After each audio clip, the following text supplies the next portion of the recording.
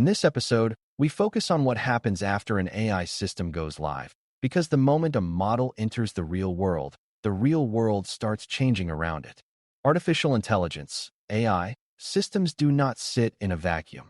And even if the code and the model weights never change, the inputs they receive and the situations they face can change in ways that quietly undermine performance. That quiet undermining is what people mean by drift, and it is one of the most common reasons a system that tested well can later fail in practice. Beginners often think failure will look dramatic, like an obvious crash or a big security event, but drift is more like a slow leak that you do not notice until the damage is widespread. The goal today is to make drift understandable and testable, so you know what to watch, why it matters, and how to respond without panic when you see early warning signs. Before we continue, a quick note. This audio course is a companion to our course companion books. The first book is about the exam and provides detailed information on how to pass it best. The second book is a Kindle-only ebook that contains 1,000 flashcards that can be used on your mobile device or Kindle. Check them both out at cyber.author.me in the Bare Metal Study Guide series. A helpful way to understand drift is to separate the model from the environment it operates in, because drift is usually about the relationship between the two. A model is trained or tuned based on patterns it saw before, and those patterns create expectations about what inputs look like and what outputs should mean. When the environment shifts, those expectations become less accurate, and the model can begin to make more mistakes without realizing it. Drift is not a moral failure, and it is not always a sign of poor engineering. It is often the natural result of time passing, user behavior evolving, and data sources changing. The risk comes from the fact that the model can still sound confident and the product can still look stable, even as the underlying quality degrades. That confidence can mislead users into relying on outputs that are no longer trustworthy. Monitoring drift in production is therefore a control that protects both safety and trust, because it helps you detect when the system has moved outside the conditions it was validated for. Once you can detect that movement, you can decide whether to adjust, constrain, or retrain. Data shift is the first major drift concept in the title, and it refers to changes in the input data the model sees compared to the input data it was built and tested on. This can happen for simple reasons, like a new product release that changes the vocabulary customers use, or a policy change that changes what employees write in tickets. It can also happen because of seasonal patterns, such as different behavior during holidays, or because of external events that drive new topics and new phrasing. Data shift can be subtle, like users becoming more terse over time, or it can be obvious, like a new input field being introduced that changes the structure of requests. Beginners sometimes assume data shift is only about new categories of data, but it also includes distribution changes, meaning the same categories appear in different proportions, which can still change performance. A model that handled rare cases well in testing can struggle when those cases become common. Monitoring for data shift means you watch whether what comes in still resembles what the model was prepared for. Concept shift is the second major drift concept, and it is different from data shift in a way beginners often find tricky at first. Concept shift happens when the meaning of the relationship between inputs and outputs changes, even if the inputs look similar on the surface.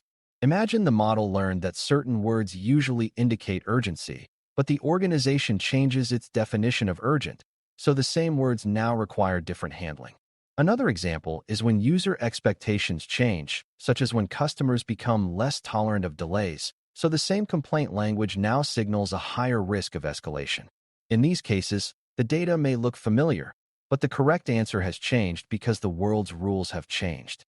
This is a dangerous form of drift because it can make the model reliably wrong in a consistent direction, which can cause unfair outcomes or unsafe recommendations. Beginners sometimes think retraining is only needed when data changes, but concept shift is a strong reason to revisit labels, policies, and ground truth definitions.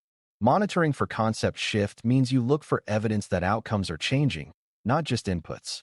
Silent degradation is the phrase that captures what makes drift such a serious operational risk, because the system can degrade without triggering obvious alarms.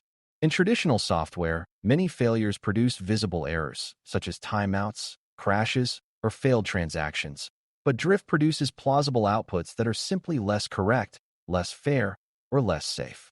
A summary can still read fluently while omitting critical facts. A classifier can still assign categories while misrouting edge cases, and a recommendation system can still produce confident suggestions that are subtly inappropriate for new conditions. Users may not notice immediately, especially beginners who lack strong intuition for when the system is drifting. Even experienced users may blame themselves instead of blaming the system, which delays reporting and amplifies harm. Silent degradation is also an audit problem because the organization may keep claiming the system meets standards based on old validation evidence that no longer matches current behavior. Monitoring is how you turn silent degradation into visible signals, so you can act before trust is lost.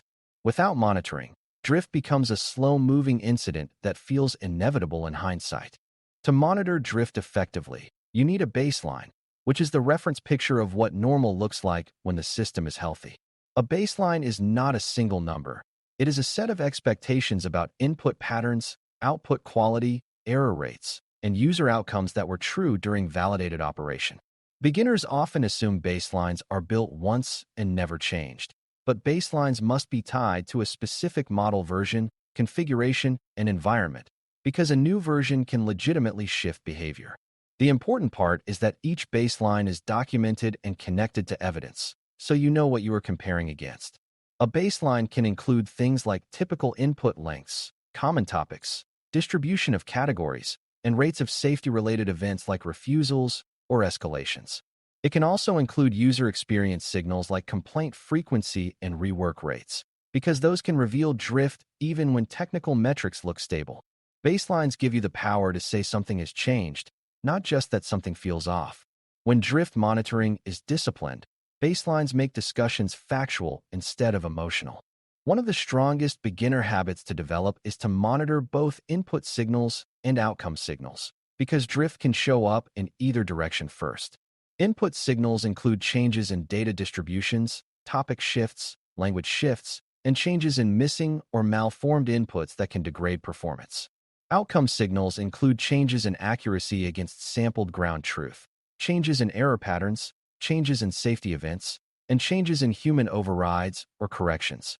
If you only watch inputs, you might see shift but not know whether it matters yet. If you only watch outcomes, you might miss the early warning signs that would let you prepare before harm becomes visible. Monitoring both creates a more complete picture, and it helps you distinguish between harmless variation and meaningful drift. Beginners sometimes worry that this sounds like constant surveillance, but the goal is not to watch every user. The goal is to watch system health in aggregate and with minimal sensitive content exposure. The discipline is to choose signals that are informative without creating new privacy risk. When you select monitoring signals thoughtfully, you reduce drift risk without collecting unnecessary data. Drift monitoring also needs segmentation, because averages can hide unequal degradation across different users, contexts, or data sources. A model can remain stable for the majority while becoming unreliable for a minority group or a less common scenario. And that kind of uneven degradation is both a fairness risk and a quality risk. Segmentation can be based on product context, language patterns, input sources, or workflow stages, and the exact segments depend on the use case. The key beginner idea is that you should monitor where the system matters most, not just where the volume is highest. If a small segment corresponds to high-impact decisions, small performance degradation can still be unacceptable. Segmentation also helps detect concept shift, because concept shift often appears first in specific workflows where definitions and policies are changing. By comparing segments over time, you can see whether drift is uniform or localized, which informs the right response. A localized drift might be handled by constraining a feature or adjusting a data source, while broad drift might require deeper retraining or redesign. Segmentation turns drift monitoring from a vague health check into a targeted safety tool. The way you collect ground truth for monitoring is important, because drift is often revealed by the gap between what the model predicts and what actually happens. Ground truth can come from human review, from downstream outcomes, or from controlled sampling where experts evaluate outputs against defined criteria. Beginners sometimes assume ground truth is always available automatically, but in many systems you must design a way to collect it responsibly. If you rely only on user complaints, you will detect drift late, because many users do not complain and some groups are less likely to report issues. If you rely only on automated outcomes, you may miss fairness and safety problems that are not captured in simple metrics. A mature approach combines sampling, review, and outcome analysis so drift signals are robust. This is also where consistency matters, because reviewers need clear guidelines so the monitoring signal is meaningful over time. If the criteria for correct changes, you might mistakenly interpret concept shift as model failure or interpret model failure as concept shift. When monitoring includes reliable ground truth, you can distinguish between those possibilities more confidently.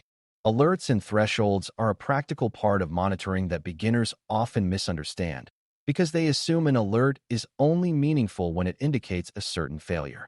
In drift monitoring, alerts are often about trends and patterns rather than hard failures, and the goal is early detection rather than dramatic confirmation. A threshold might be a change in an input distribution, a rise in unsafe output patterns, a spike in corrections, or a drift in performance on sampled cases.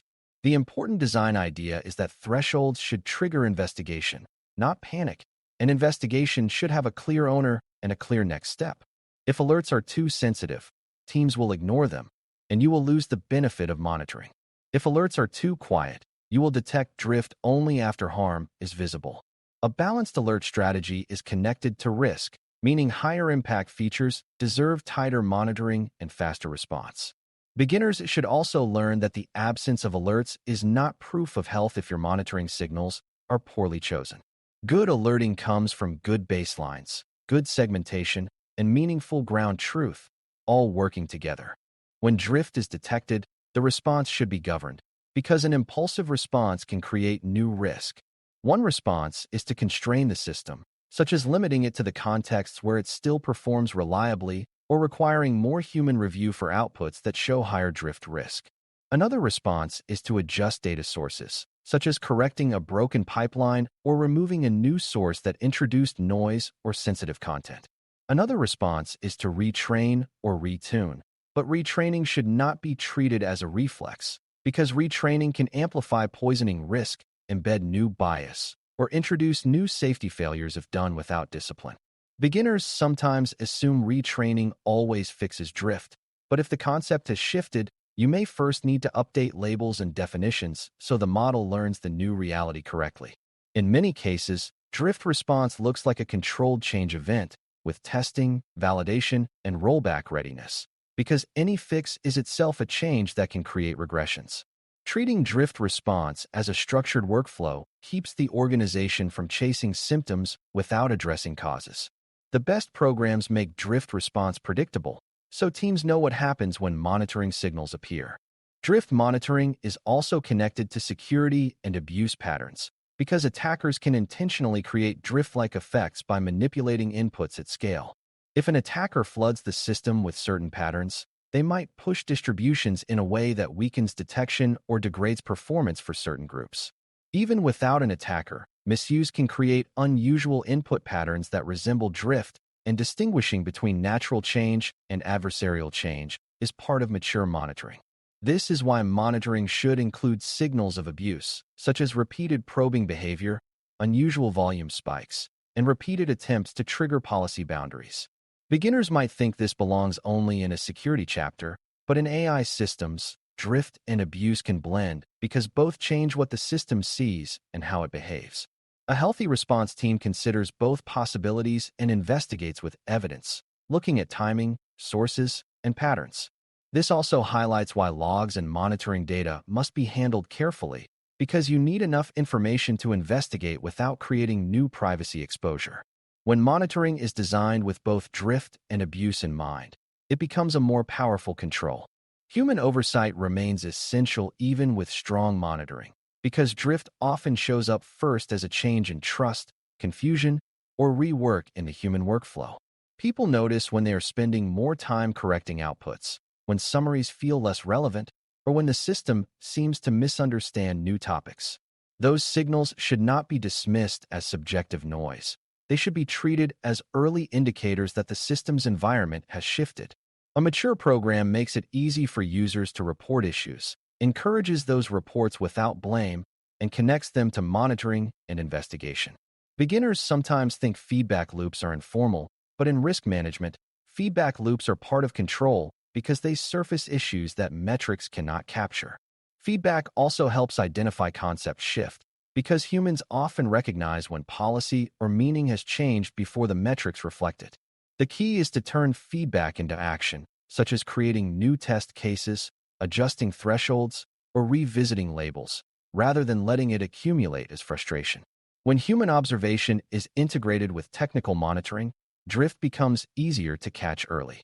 This integration protects both system quality and user trust over time. As we close, monitoring drift in production is about protecting the system from the quiet failures that happen when the world changes, but the model does not keep up. Data shift changes what the model sees, concept shift changes what correct means, and silent degradation is the dangerous result when these shifts reduce quality without obvious alarms. A mature monitoring approach builds baselines tied to specific versions, watches both input signals and outcome signals, segments performance so averages do not hide harm, and uses meaningful ground truth to detect real quality changes. Alerting and thresholds turn monitoring into action, but only when they are calibrated to risk and paired with clear ownership and investigation workflows. When drift is detected, response should be governed and disciplined, often using controlled constraints, careful data adjustments, and retraining only when it is justified and safely executed. Monitoring also connects to abuse and security because adversaries can manipulate inputs, and it connects to human oversight because users often notice quality changes before dashboards do. For brand new learners, the most important takeaway is that a successful AI deployment is not just about launching. It is about maintaining control as reality shifts, and drift monitoring is how you keep the system trustworthy when nobody is watching closely. Thanks for listening.